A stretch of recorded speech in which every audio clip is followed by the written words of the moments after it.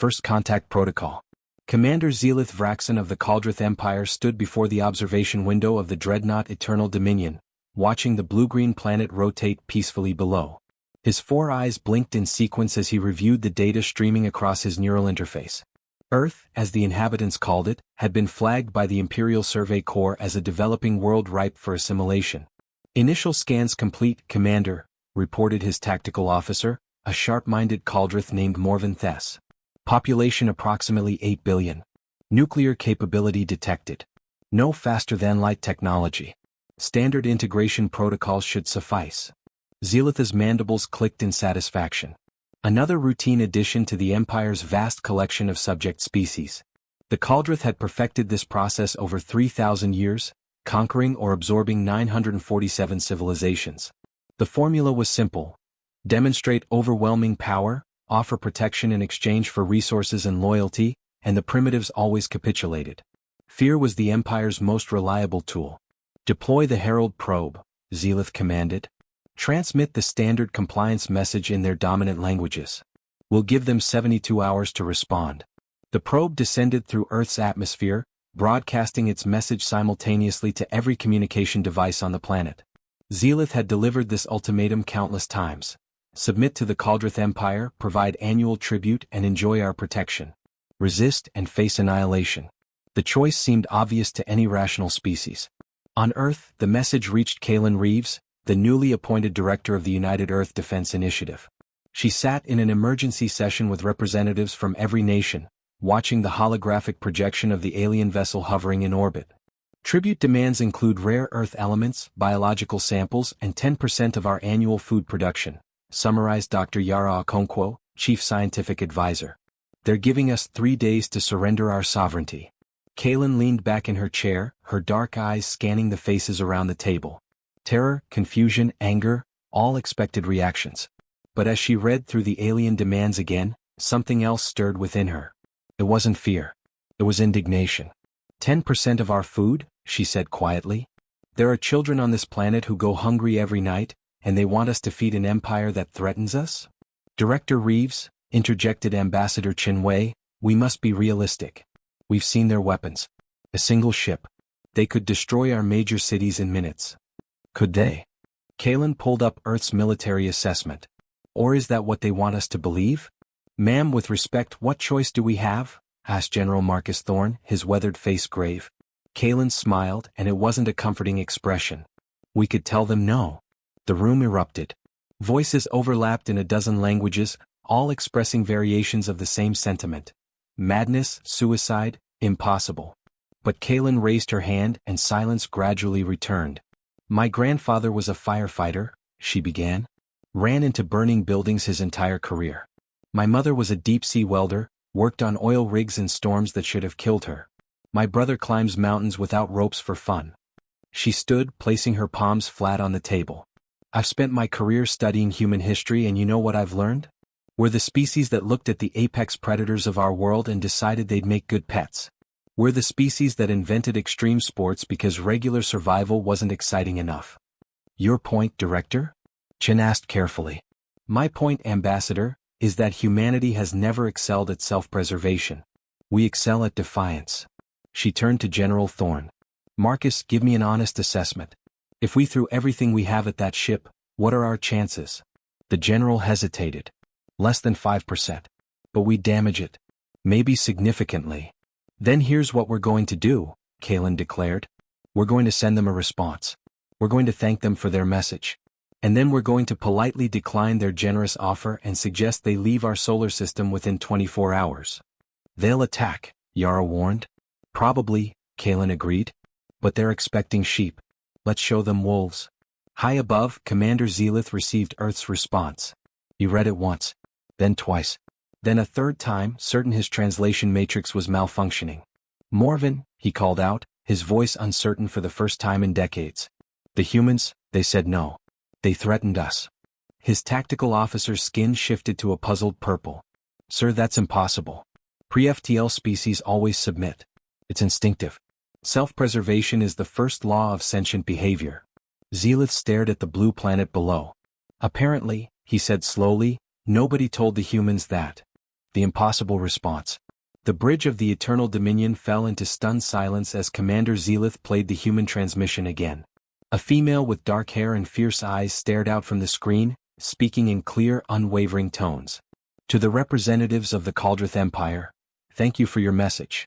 We acknowledge your military superiority and your impressive technological achievements.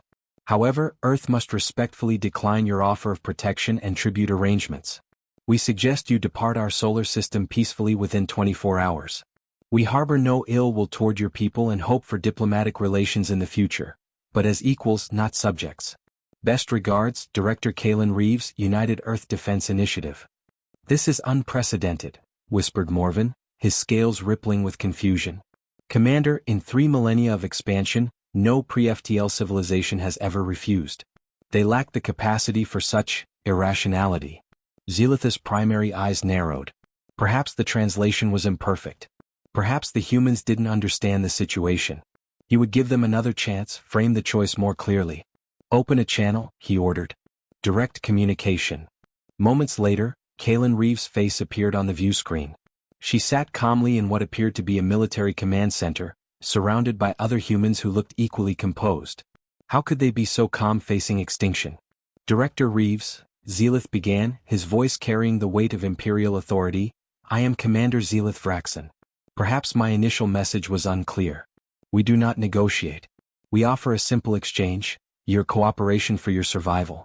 Refuse and we will demonstrate our weapons. One city will be eliminated as an example. Then you will have another opportunity to comply. Kalen tilted her head slightly. Commander, I understood your message perfectly.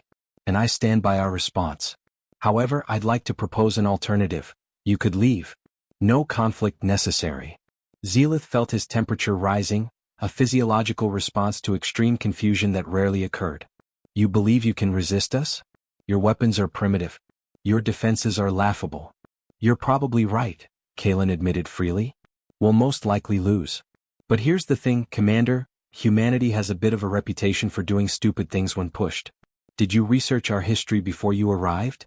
We scanned your cultural databases, Morven interjected. Wars, conflicts, typical evolutionary violence. Then you saw what we do to those who threaten us, Kalen replied. We've fought wars that killed millions over ideas, over land, over resources.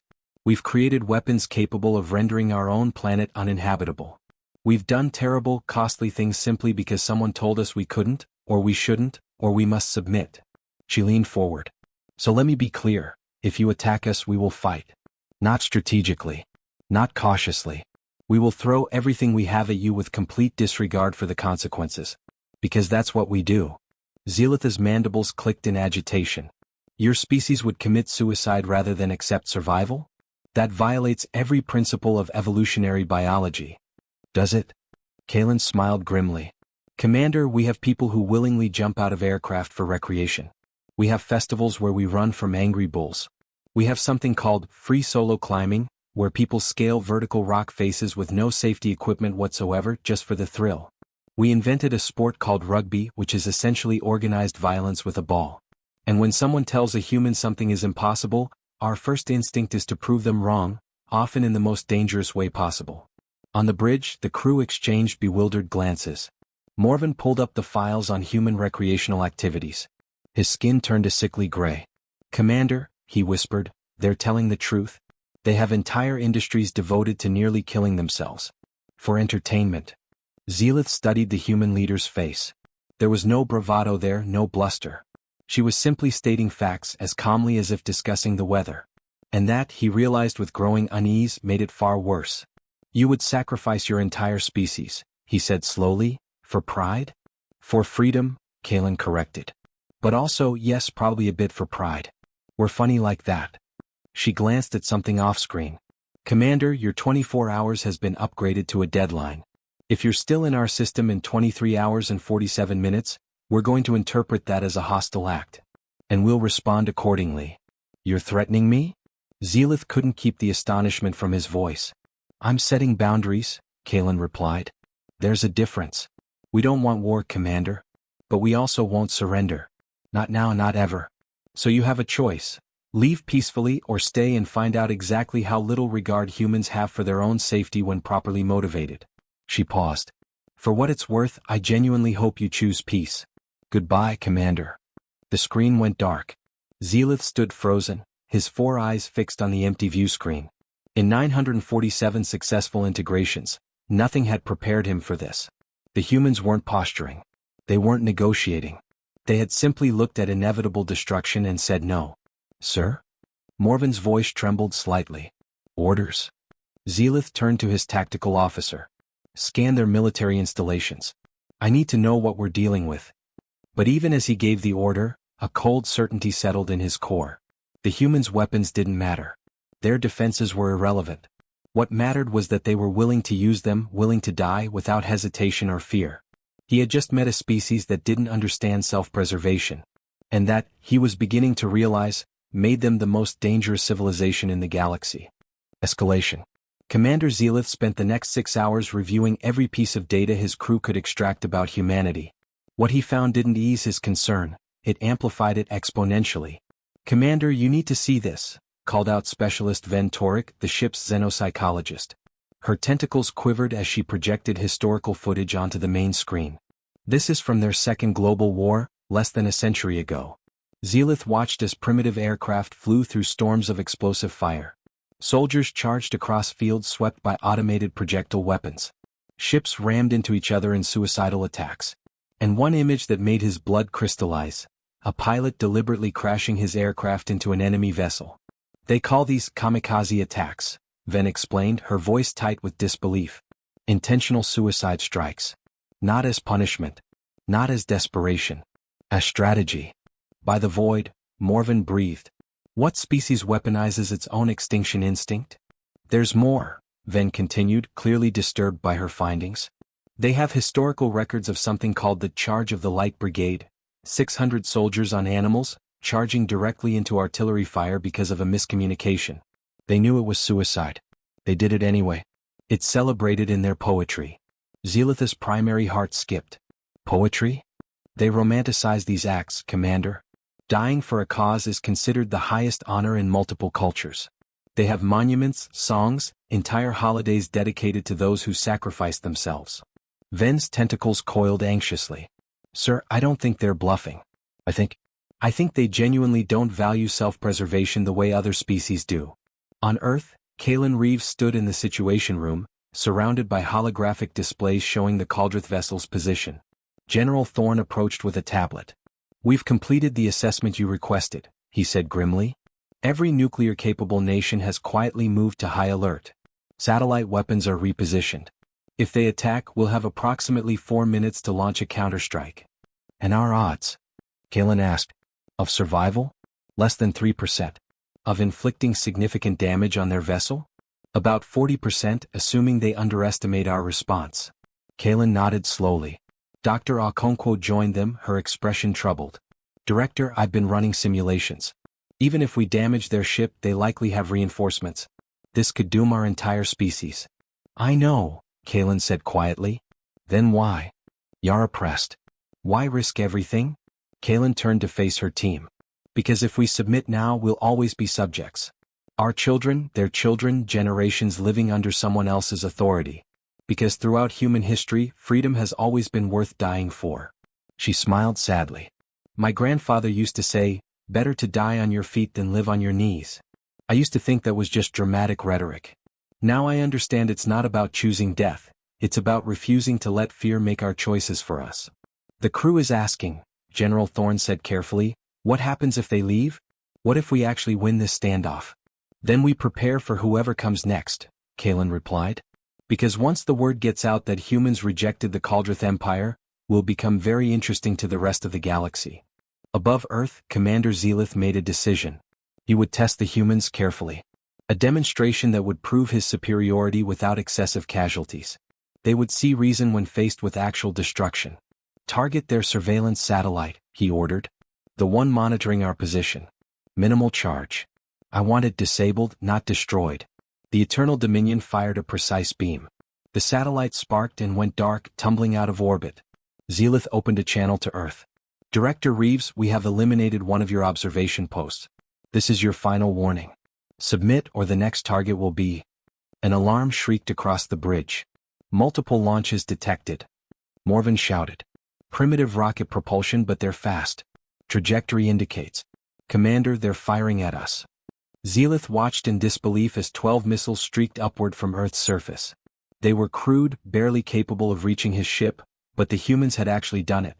He'd destroyed one piece of equipment, and they'd responded by attacking his dreadnought. Defensive systems, eliminate the projectiles, he commanded, forcing calm into his voice. The missiles were destroyed easily, their primitive warheads detonating harmlessly in space. But the message was clear. The humans had escalated immediately and without hesitation. Kalen's face appeared on his screen again, her expression cold. You fired on our satellite. We consider that an act of war. The next salvo will be larger. And we have weapons you haven't seen yet. You're insane, Zealith said, genuine fear creeping into his voice. We barely scratched your defenses and you responded with lethal force. We could obliterate your entire planet. Then do it, Kalen challenged. But understand this, Commander. If you commit to destroying us, we're going to make absolutely certain we take you with us. Every weapon we have is now pointed at your ship. If we detect another attack, we launch everything. Nuclear, biological, chemical, kinetic, everything. We might not win, but I guarantee you won't enjoy the victory. Zealith closed the channel and turned to his crew. They stared back at him with expressions he'd never seen on Caldrith faces, raw, primal fear. Sir, Morven said shakily, recommend immediate withdrawal. These humans, they're not rational actors. Standard conquest protocols assume species want to survive. And the humans? Zealith asked, though he already knew the answer. The humans, Ven said quietly, seem to think survival is negotiable. Courage, defiance, freedom, those they consider absolute. Zealith looked at Earth, that small blue world, and for the first time in his military career he felt uncertain. The Caldrith Empire had conquered hundreds of civilizations, but they'd never encountered one that treated survival as optional. He had 16 hours left in the human deadline, and he had absolutely no idea what to do. The observers report. While Commander Zealith struggled with his impossible situation, another ship watched from the shadows of Jupiter's orbit. The vessel belonged to the Nexari, a neutral observer species that documented galactic events for the archives, a vast repository of knowledge maintained by the oldest civilizations in the galaxy. Archivist Lyran Kovas, a being composed of crystalline structures that refracted light in mesmerizing patterns, reviewed the confrontation between the Caldrith Empire and Earth with growing fascination. In 15 centuries of archival work, she had never witnessed anything quite like this. Preliminary assessment? Asked her assistant, a young Nexari named Teal. Unprecedented, Lyran replied, her crystalline voice chiming like distant bells. The Caldrith follow a pattern refined over millennia. Force, intimidation, compliance. It works because all known species share fundamental survival programming. Fight or flight, with flight being preferred when facing overwhelming power. But the humans chose fight, Teal observed. Despite flight being the rational choice. They didn't just choose fight, Lyran corrected. They chose a third option, mutual destruction. They're essentially holding a blade to their own throat while telling the Caldrith that any attack will result in them driving it home. Her form pulsed with amber light, indicating deep contemplation. It's a negotiation tactic that requires complete credibility. The threat only works if your opponent believes you'll actually do it. And the Caldrith believe them?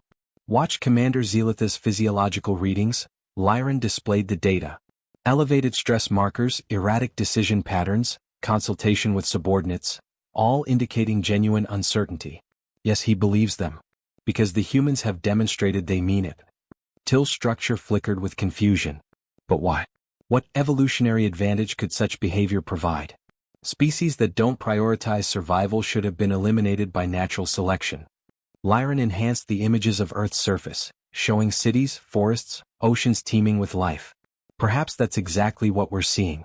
Look at their planet, apex predators everywhere. Their oceans contain creatures that could swallow them whole. Their land predators could tear them apart. Their own atmosphere tries to kill them with storms and extreme temperatures. And yet, humanity didn't just survive, they thrived. How?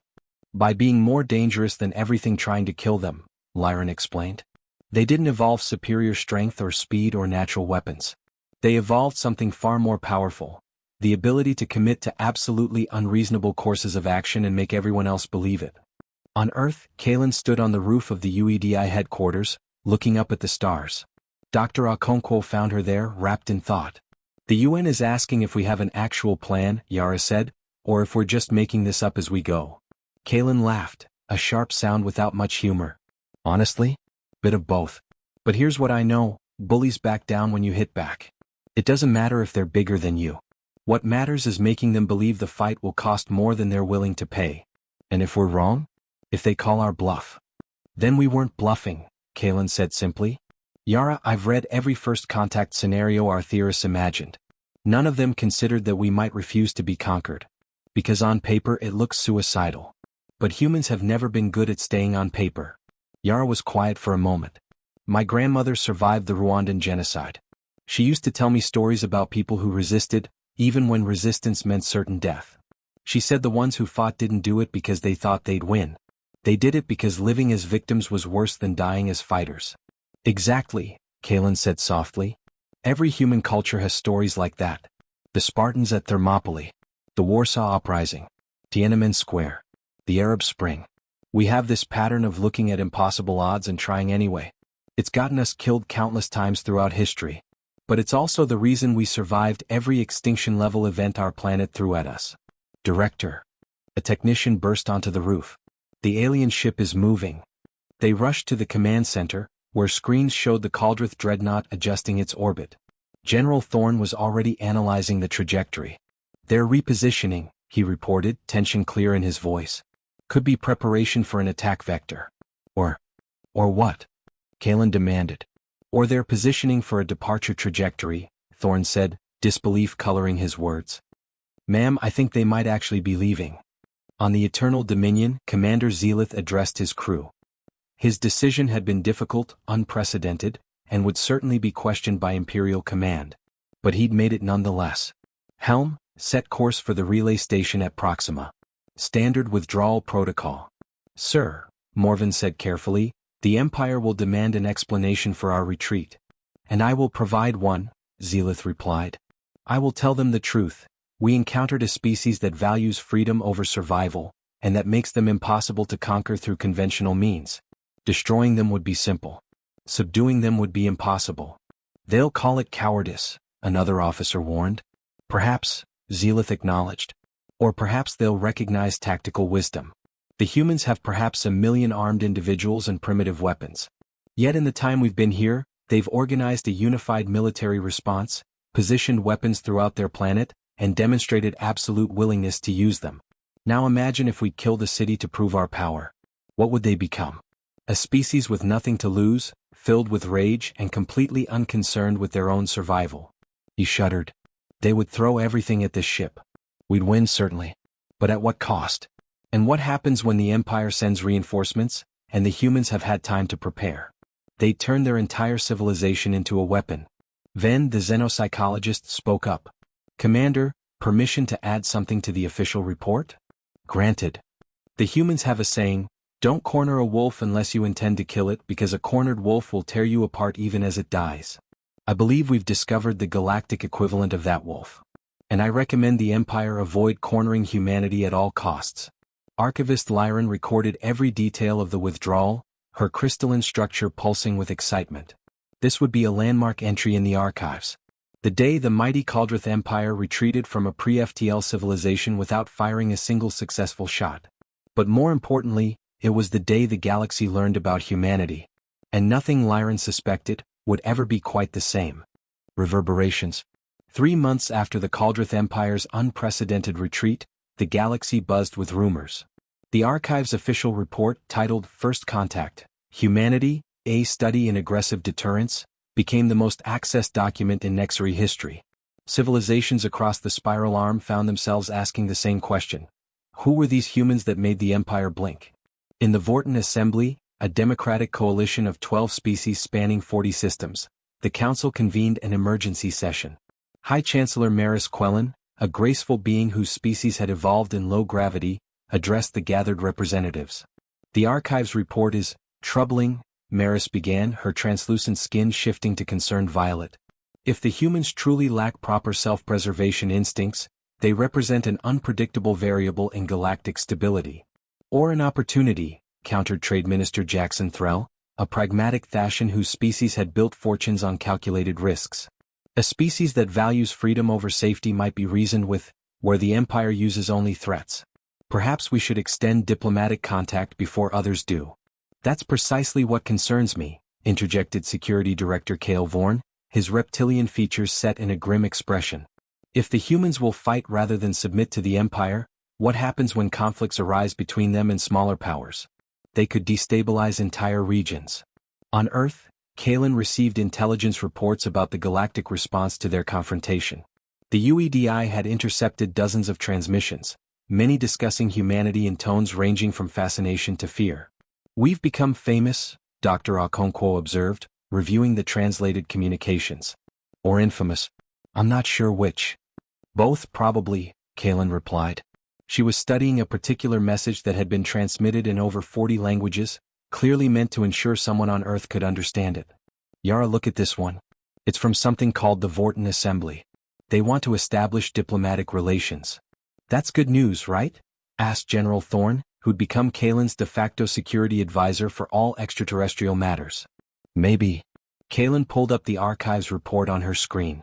But look at what the galaxy knows about us now. Archivist Lyran didn't just document our standoff with the Cauldron. She included historical analysis. Our wars, our risk-taking behaviors, our tendency toward defiance. We're being presented as the species that doesn't understand when to back down. Is that inaccurate? Yara asked with a slight smile. No, Kalen admitted. Which is exactly the problem. Our reputation for recklessness could attract attention we're not ready for. She was more right than she knew. In the darker corners of the galaxy, a different conversation was taking place. The Syndicate, a loose alliance of pirates, mercenaries and criminal enterprises that operated in the shadows of galactic law, saw opportunity where others saw danger. Vex Karan, a notorious smuggler captain, sat in a dimly lit bar on the frontier station Havoc's Rest. Across from him sat Nira Thex, a weapons dealer whose reputation was as dangerous as her merchandise. Humans, Vex said, his three eyes gleaming with avarice. Pre-FTL civilization, no understanding of galactic economics, and apparently willing to fight anything. You know what that means. Easy targets, Nira replied, her scaled hand wrapped around a glass of fermented something that glowed faintly blue. But also dangerous ones if the archives are accurate. That's where you're wrong, Vex leaned forward.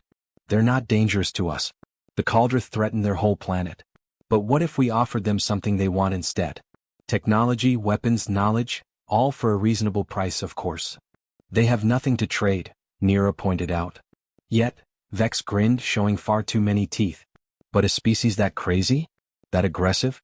Give them a few years and proper technology, and they'll be shaking up this whole sector. Better to establish relationships now while they're grateful, than wait until they figure everything out on their own and remember who tried to exploit them.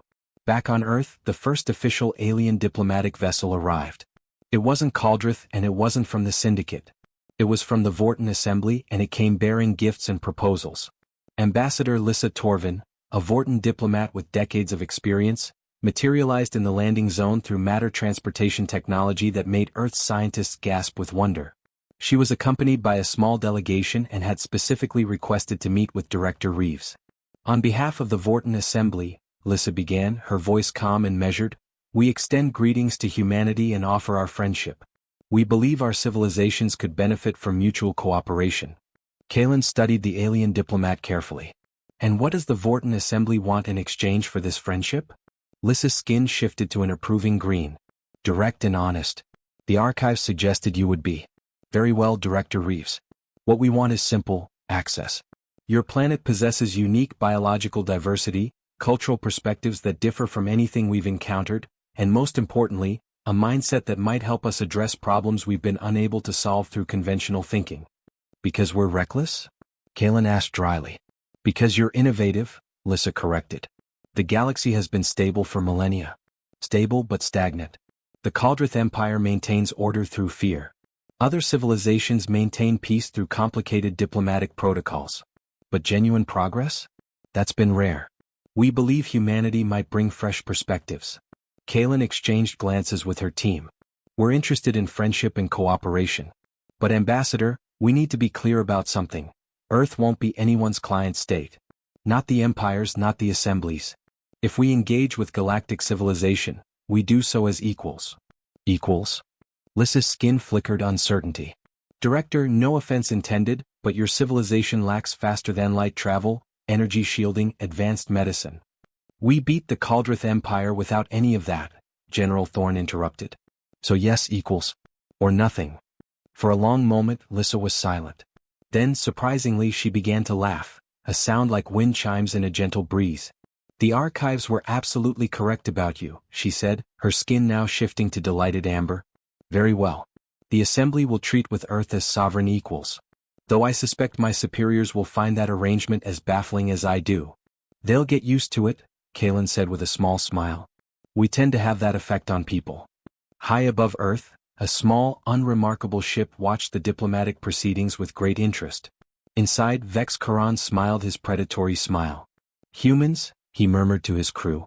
They just negotiated equal standing with one of the galaxy's major powers, and they don't even have working fusion reactors yet. He activated his communication array. Give me connections in the tech black market. If the Assembly's giving these humans legitimacy, then every criminal enterprise in the sector is going to want a piece of them. We're going to make sure we're first in line.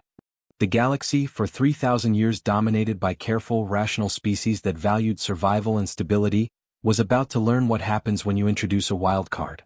Humanity hadn't just refused to be conquered. They'd refused to play by the rules entirely. And the consequences of that refusal were only beginning to dangerous friends. 6 months after first contact, Earth had changed in ways no one could have predicted. The Vorten Assembly, true to their word, had established a permanent embassy in Geneva and begun carefully sharing selective technologies, medical advances, sustainable energy solutions, and most controversially, the basic principles of faster-than-light communication. Kalen stood in the newly constructed Interstellar Relations Complex, watching construction drones assemble what would become humanity's first purpose-built starship. It was a joint venture with the Vortens, designed to human specifications but utilizing alien engineering principles. We're calling her the Defiance, General Thorne announced, approaching with a tablet full of technical specifications. The crew voted. Seemed appropriate given our introduction to the galaxy. Tempting fate a bit, aren't we? Dr. Okonkwo commented, though her smile suggested she approved. That's what we do, Kalen replied.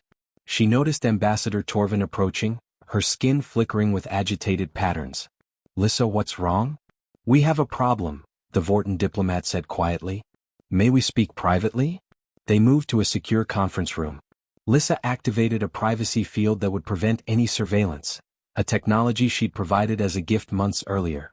The Syndicate has made contact with humans, Lissa said without preamble. We intercepted communications. A group in the Pacific has been negotiating with weapons dealers. Kalen's expression hardened. Which group? They call themselves the Sovereign Seas Confederation. A separatist movement that rejected the unified Earth government after first contact. They claim they're preparing defenses against future alien threats, but... Lissa hesitated. Director, the weapons they're purchasing are offensive, not defensive. Plasma cannons, ship-to-ship missiles, battlefield generators. This is the equipment of invasion, not protection. How much of a threat are they? General Thorne asked. Minimal, currently. But if they acquire enough alien technology before you establish proper regulatory frameworks. Lissa's skin shifted to warning red. The galaxy has protocols about this. If we determine that a pre-FTL civilization is fragmenting and dangerous, the Assembly has authorization to quarantine the entire system. Quarantine? Kalen felt cold. You mean blockade? Essentially, yes. Until you demonstrate unified, stable governance capable of engaging responsibly with galactic civilization. The implications were clear. Months of building trust could be destroyed by one rogue faction making dangerous deals. Meanwhile, somewhere in the South Pacific, Admiral Nathaniel Thorne stood on the deck of a converted oil platform now serving as the Sovereign Seas Confederation headquarters. He watched as crates of alien weapons were carefully unloaded from a suspicious-looking cargo vessel. Vex Karan supervised the delivery personally, his entrepreneurial instincts telling him this would be the first of many profitable transactions. Impressive collection, Nathaniel said, examining a plasma rifle that looked absurdly advanced compared to Earth's best weapons. Your reputation wasn't exaggerated, Captain Karan. I deliver what I promise, Vex replied smoothly. And for valued clients like yourself, I'm prepared to offer exclusive access to items others can't obtain. Jump drives, shield generators, even bioweapons if the price is right. Nathaniel's eyes gleamed. The unified government wants us to bow to alien oversight, to accept their rules and restrictions. But humans didn't get where we are by following others' rules. A philosophy I deeply appreciate, Vex said.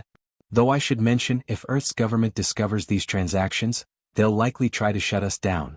Just something to consider for future deliveries. Let them try, Nathaniel replied confidently.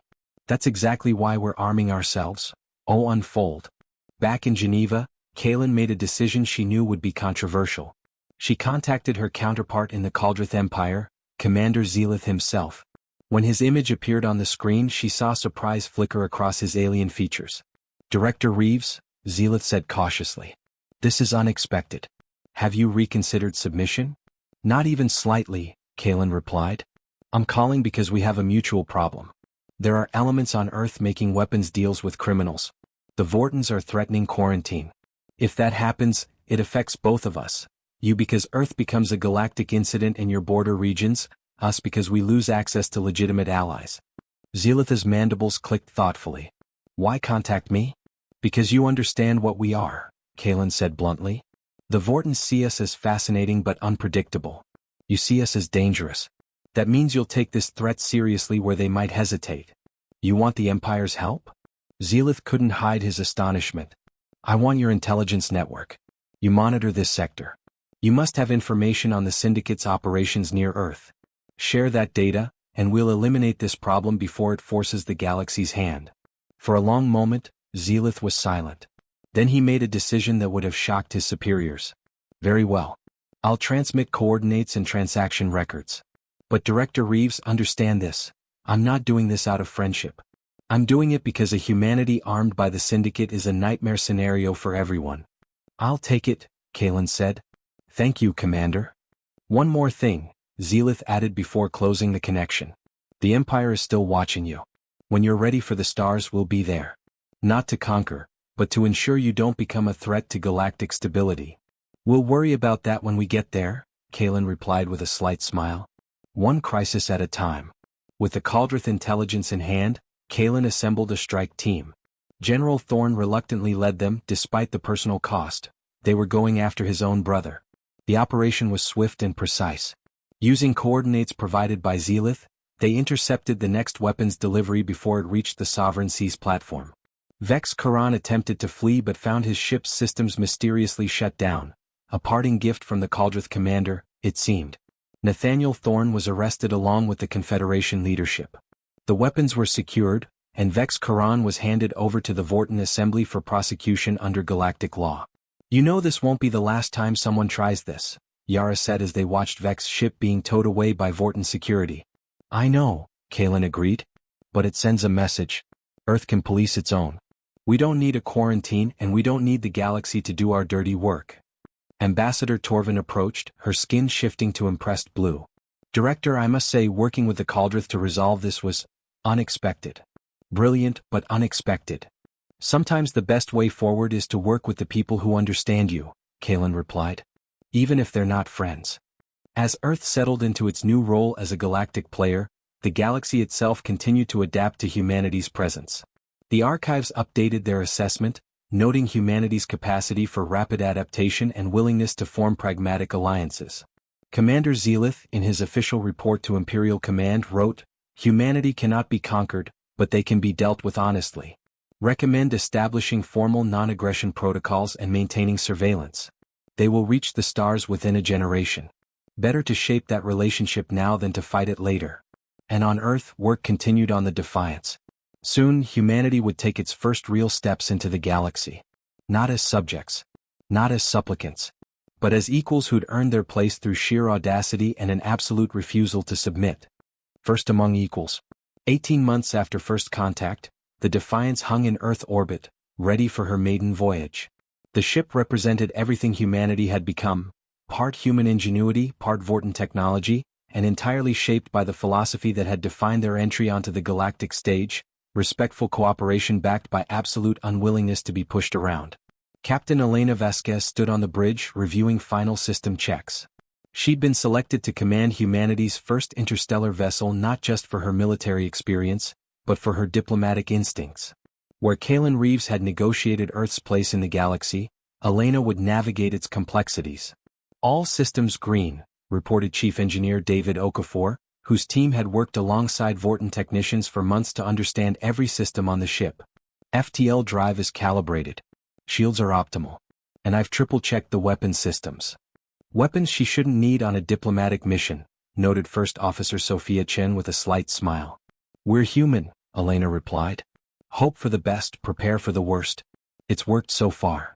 On Earth, Kalen stood in the UEDI command center watching the departure preparations. Ambassador Torvin joined her, along with an unexpected visitor, Commander Zelith, who'd been invited to observe the launch as part of newly established communication protocols between Earth and the Caldrith Empire. Historic moment, Zelith observed, his tone neutral but his body language indicating genuine interest.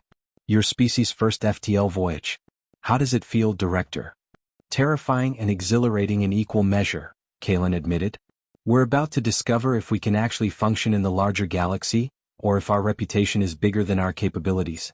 Your reputation is earned, Zelith said quietly. I've studied your history since our encounter. You know what I've concluded? Your species' lack of self-preservation isn't a flaw, it's a feature. You evolved on a planet that tried to kill you constantly. Everything from your microbes to your weather to your predators was dangerous. So you developed a simple survival strategy, become more dangerous than anything threatening you. Is that a compliment? Kalen asked. It's an observation. And a warning to my empire. Treat humanity as equals because trying to dominate them will only end badly. On the Defiance, Captain Vasquez received final clearance from Earth Command. All stations prepare for departure. Helm, take us out of orbit. Nice and easy. The ship moved gracefully away from Earth, its engines leaving a trail of light visible from the surface. Thousands gathered to watch, many with mixed emotions. Pride certainly. Fear understandably. But mostly hope. Hope that humanity's boldness would continue to serve them well among the stars. The Defiance's destination was the Vorten Assembly's central hub, Sanctuary Station, where humanity would formally present their credentials as a spacefaring civilization. It was a symbolic journey, but symbols mattered in galactic politics. FTL in 30 seconds, announced Navigator Marcus Zhao. All hands brace for transition. Elena gripped her chair's armrests. They'd run simulations, studied the Vorten data, but this was real. Humanity was about to break the light barrier. Engage, she ordered. Reality twisted. Colors that had no name streaked past the viewports. Every sense reported impossible information. And then as quickly as it began, it stopped. The ship dropped back into normal space and Sanctuary Station filled their view screens, a massive structure that housed representatives from 40 species, orbiting a carefully maintained garden world. FTL jump successful, Zhao reported, his voice carrying profound relief. All systems nominal. We made it. The bridge crew erupted in cheers. They'd done it. Humanity had joined the ranks of starfaring civilizations. Sanctuary Station is hailing us, Communications Officer Aisha Rahman announced. Audio and visual. A being appeared on screen, tall, crystalline, refracting light in patterns that hurt to look at directly. Archivist Lyran Kovas, whose report had made humanity famous throughout the galaxy. Captain Vasquez, Lyran said, her voice like chimes, welcome to Sanctuary Station. On behalf of the Nexari and the greater galactic community, we acknowledge humanity's arrival. Your docking clearance is transmitted. And Captain? It's an honor to finally meet you in person. The honor is ours, Archivist, Elena replied formally. Earth sends its greetings to the assembled civilizations. As the Defiance approached the station, Elena noticed something on the sensors. Ships. Dozens of them, from multiple species, all holding position around the station. Not threateningly but definitely present. Welcoming committee? Sophia suggested nervously. Everyone wants a look at the crazy humans, David muttered. No pressure. The docking procedure went smoothly, and Elena led a delegation into the station. The greeting hall was enormous, with representatives from numerous species arrayed in a semicircle. High Chancellor Maris Quellen stood at the center, her translucent form shifting through welcoming colors. Captain Vasquez, crew of the Defiance, people of Earth, Maris began formally. You arrive at an interesting time. For millennia, the galaxy has operated according to certain principles. Respect for authority, careful negotiation, and above all, prioritization of survival and stability. Humanity has challenged those principles simply by existing. Elena felt the weight of hundreds of alien eyes on her. With respect, Chancellor, we haven't tried to challenge anything. We've simply insisted on determining our own path. Indeed, Maris agreed. And in doing so, you've reminded us all that there are different ways to exist among the stars. The Caldrith Empire maintains order through strength. The Vorten Assembly through cooperation. The Nexari through knowledge. But humanity? You maintain your independence through sheer audacity and the credible threat that attacking you won't be worth the cost. Is that a problem? Elena asked carefully. On the contrary, Maris's color shifted to approving gold. It's refreshing. For too long the galaxy has been static. Safe but stagnant. Your arrival has disrupted that stasis. Some fear you. Some admire you. All are watching to see what you do next. We're here to learn, to trade, to establish peaceful relations, Elena said. But also to make clear, Earth bows to no one. We'll cooperate as partners, fight as allies, but never submit as subjects. The archives predicted you would say exactly that, Lyran Kovish chimed in, her crystalline form pulsing with amusement. Captain, your species has been operational in galactic space for less than 2 years, yet you've negotiated equal standing with established powers, thwarted criminal infiltration of your system, and built a functional starship using partially foreign technology. Most civilizations take decades to accomplish what you have in months. We're motivated, Elena replied with a slight smile. And we have a lot to prove. From the assembled representatives, Commander Zealith stepped forward. His presence caused ripples of surprise. The Caldrith rarely attended formal assembly gatherings. Captain Vasquez, Zealith said formally, the Caldrith Empire wishes to establish formal diplomatic relations with Earth. Non-aggression accords, trade agreements, and information-sharing protocols. We believe our civilizations can benefit from official channels of communication. The hall erupted in whispers. The Empire didn't make such offers lightly. Elena glanced at her crew, seeing her own surprise reflected in their faces. The Empire would be willing to treat with us as equals? She asked, wanting absolute clarity. We already do, Zealith replied. We learned that lesson the hard way. The Empire recognizes Earth as a sovereign power with equal standing in galactic affairs. Elena made a decision that would shape humanity's future. Then Earth accepts. We look forward to peaceful coexistence with the Caldrith Empire. As formal ceremonies continued, representatives from dozens of species approached the human delegation with various proposals. Trade agreements, cultural exchanges, security partnerships, research collaborations. Humanity, it seemed, had become very popular very quickly. Later, in a private moment, Ambassador Torvin found Elena looking out at the stars through the station's observation dome. Overwhelming. Lissa asked gently. A bit, Elena admitted. 6 months ago I was commanding a naval destroyer. Now I'm negotiating with alien empires. You're doing well. Better than well, actually. Do you want to know a secret? Always. Lissa's skin shifted to conspiratorial purple. Half the species here are terrified of humanity.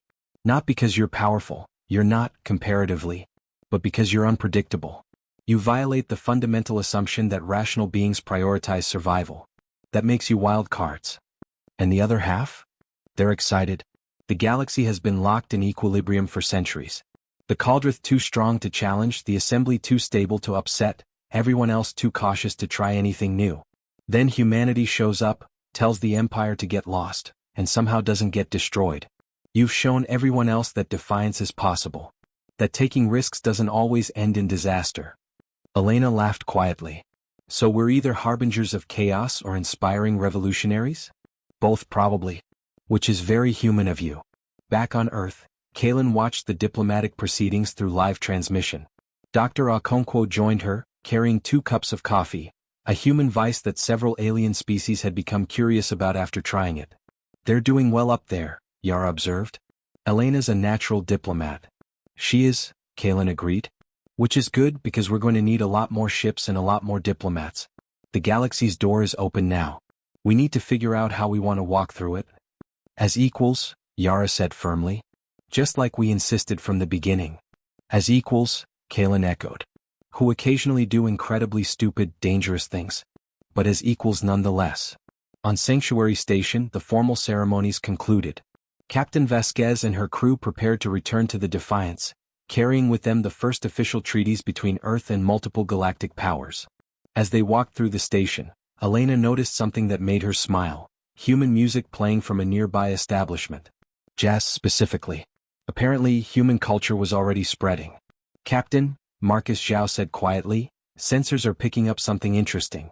A ship just jumped in system. Transponder identifies it as Earth-built." "Another ship? We haven't built a second vessel yet." Apparently someone didn't wait for official approval. "Looks like a converted cargo hauler with a jury-rigged FTL drive. They're broadcasting a message: private merchant vessel Bold Fortune requesting docking clearance. Earth exports for sale or trade." Elena laughed. Of course. Someone saw a business opportunity and went for it. Probably used black market tech to get here faster. "Very illegal," Sophia noted. "Also very human." "Send them this message," Elena said. "Welcome to Sanctuary Station. You're going to have a lot of explaining to do when you get home. But nice flying." As news of the unauthorized merchant ship spread through the station, Elena could almost feel the galaxy recalibrating its understanding of humanity. They weren't just bold in the face of military threats. They were bold in everything, willing to break rules, take risks, and chase opportunities regardless of the danger. The archives would undoubtedly have a field day with this latest development.